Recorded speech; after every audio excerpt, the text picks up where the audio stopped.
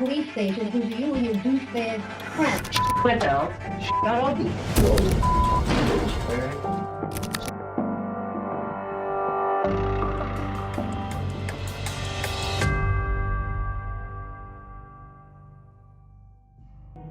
On December 18, 2019, Chester police received a chilling phone call from a woman who reported that while driving, she had stumbled upon what initially looked like a pile of clothes, but upon closer inspection, turned out to be a body. What is the address of the emergency? Hi, I just drove on North Hatfield Street in Chester, and I just saw a body on the side of the road. I'm not sure if it was. I drove past it twice. Okay, slow down now. Tell me exactly what happened. Upon arriving at the scene, officers found Michael Partridge, a resident of Chester and a father to a young child, with his hands tied behind his back, bloody and beaten.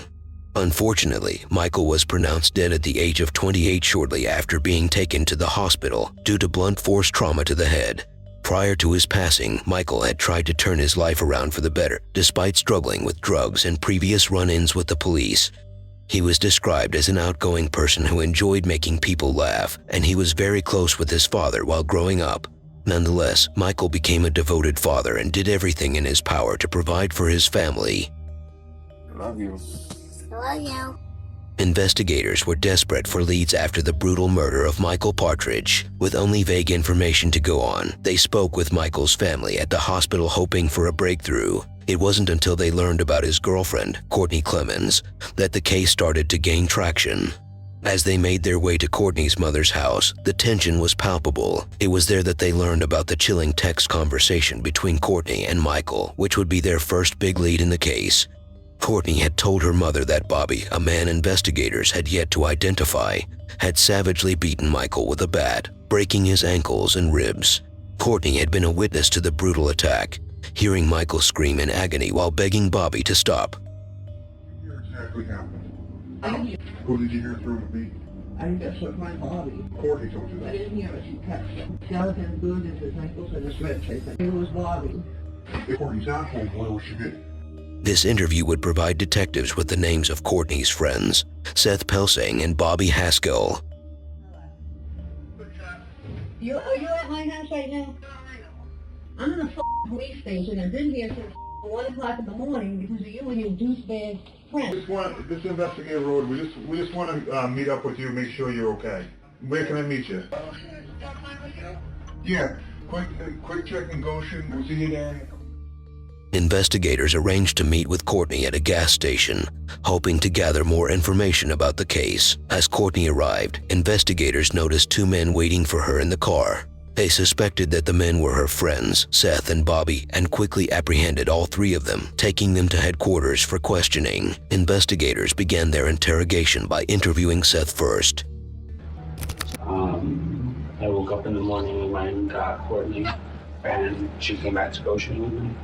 Okay, to your home address. Mm-hmm. Where was Bobby? He was at the house. I don't do here. I don't want to incriminate myself or anything. I know. That's why I'm thinking about it. It's very vital for you to be honest. It's the brave thing to do, and you know it's the right thing to do. Can I have him out? He just wants his half of a cigarette. That's right. So we're back where we left off. Then what? I think I need a lawyer or something. I continue. Sorry. In the beginning, Seth would ask for a lawyer, but after being left alone for over 2 hours, Seth would change his mind and choose to speak with investigators. Say whatever you need to say. Macaroni and cheese and everything, and all of a sudden we heard a big bang from outside. And we were like, what the hell? It was Mike. He had a gun. He came right in with that shotgun, and he started chasing us up the stairs, the hall from me. He had him like pinned down, had him, like subdued or whatever. Armed with the information obtained from their interrogation of Seth, detectives were able to secure a warrant to search Bobby's residence. As they entered the house, the chaos inside was immediately apparent. Doors were damaged and bloodstains were visible on the walkway. In the midst of the mess, detectives discovered Bobby's roommate, Tim Smith, who they promptly brought in for questioning. The evidence found inside Bobby's home was a significant breakthrough in the case, and investigators hoped that Tim Smith could provide even more information to help solve the mystery of Michael's murder. I was down at the house last night. Well, I really couldn't tell you. Like, stuff could go on and I won't be there. Why in the world would I know a story about confrontation that took place? That doesn't make any sense. I don't know. Well, I don't know anything about that. Tim would state he didn't know anything about the situation, but investigators could see through Tim's act, and they knew he had some information. We know that Rob starts hitting him with the blue bat that's in the bathroom. We know this. This is not a mystery. Telling you what I know. I've done that. In a physical altercation, did you hear moving around? I just heard him screaming for me. That's it. There's a guy there with a rifle or something. Did you grab the gun itself or you grabbed him? I respect him. You just like bear hugged him? I got my stuff together. I got out of there. With all this information, the detectives would confront Courtney. Detectives would start the interview by questioning her about the text messages she sent her mother, Regina. This is your only shot. I know the text messages you sent to your mother, and I know that you witnessed them. And he must have shot like out the door to open it, like with the rifle. This was for Mike. Yeah. I came back and it was gone. Who's there when you come back? Stop, and Bobby. Bobby, like, because I heard Michael say, Bobby, stop, and I was just screaming. I was just screaming, stop, because I just heard the bat. Bobby, stop, stop, stop. Where was Bobby hitting him? He was between the back of the head, the ribs, he was hitting me every and anywhere. My heart. Who took him? Stop the Bobby. And where did they take him? I told him to take him to his very box. Okay. And they left. During the interview, Courtney attempted to deflect blame onto Seth and Bobby, claiming that the murder was accidental and that she never intended for it to happen. However, detectives remained unconvinced, suspecting that Courtney had played a significant role in Michael's death. Right? So you can't tell 80% of the truth and leave out the part where you looked at it. Bobby slapped you where? Slapped me face. Okay. He made me drive the car. He told me to get in the driver's seat now. Who told you that? Bobby. That's when I knew that he get everything. This kind of came up in my house with a gun. And like, I almost killed him. I should have just finished him off. And then like, what? Courtney would tell detectives about a shocking plan Michael had to rob Bobby, but things didn't go as he planned. Rob him? Who's him? Bobby. Why Bobby? Because he's got like a big amount of cocaine, a big amount of heroin, and he's got $25,000 of cash in his house. Courtney would start to dive into what happened that fatal night. No more fighting me. And like, he just was broken down, he was crying, and he's like, I can't do this anymore. What was the plan gonna be? Like, he asked me where the rooms were, so I told him the place was in the room. Did you write it down? Did you? Yeah. It was a map of like the house, it was kind of like a layout of the house. It was never a set in stone date. Because I told him I want to get them out of the house, so there was nobody there. He has like this little portable safe, but like, because I said, like, I told him, like, I don't know exactly where it would be, because sometimes it's in the closet, sometimes it's under the bed. Did he tell you he was gonna rob the place that night? No, he did not. If I put you on a polygraph right now. Yeah, okay? I would pass. Okay. I swear to God. Under persistent questioning from detectives, Courtney eventually admitted to having knowledge of Michael's plans to rob Bobby's house. She also revealed that Michael had drawn a detailed map of Bobby's home, which he intended to use to aid in the robbery. Detectives would later discover this map on Michael's body when they found him on the side of the road. The revelation of Michael's planned robbery added a new layer of complexity to the case, and investigators scrambled to piece together the events leading up to his death. About where the drugs are, who holds the drugs, how much there is, even detail a map to him. They were not supposed to be in the house. But they were. Now that Courtney, Seth, and Tim blamed Bobby, investigators could confront him for the brutal attack on Michael. Eating, watching TV. Anybody else in the house? I think his name is Michael or Mike or something like that. When was the last time you saw Mike?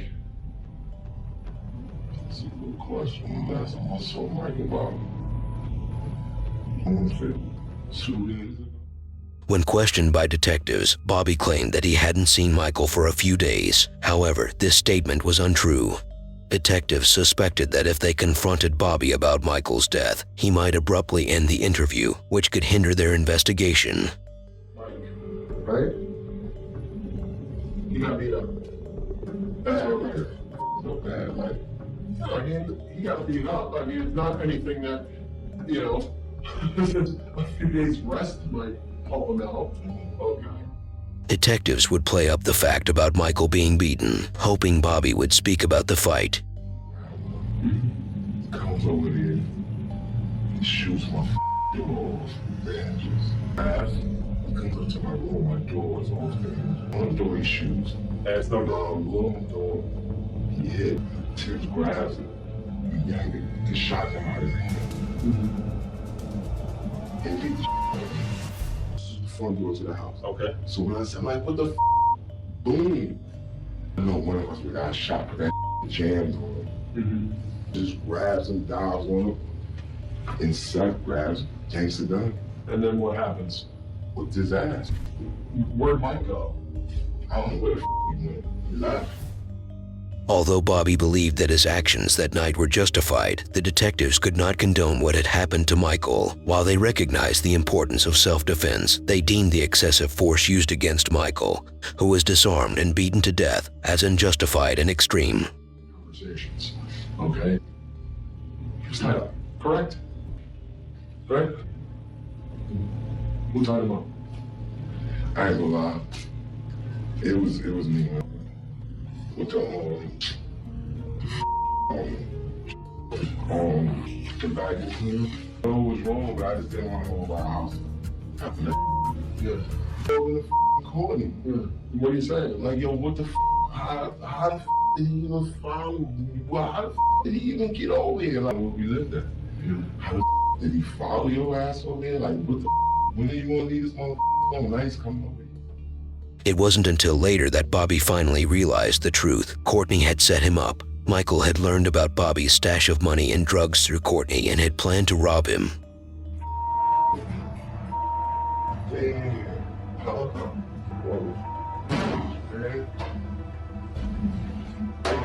God, man. Oh, shit. That's hard.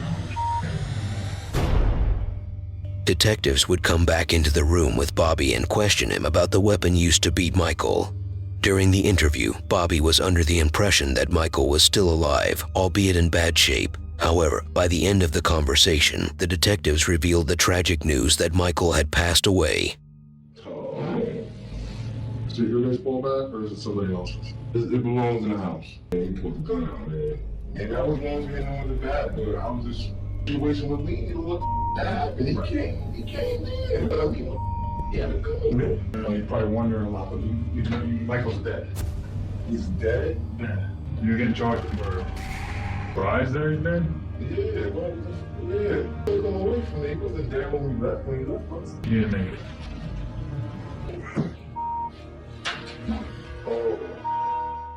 Following a grueling 15-hour interrogation, Robert Bobby Haskell was arrested and charged with first-degree manslaughter in connection with Michael's death. Meanwhile, detectives concluded their interviews with Courtney, who was ultimately charged with second-degree manslaughter.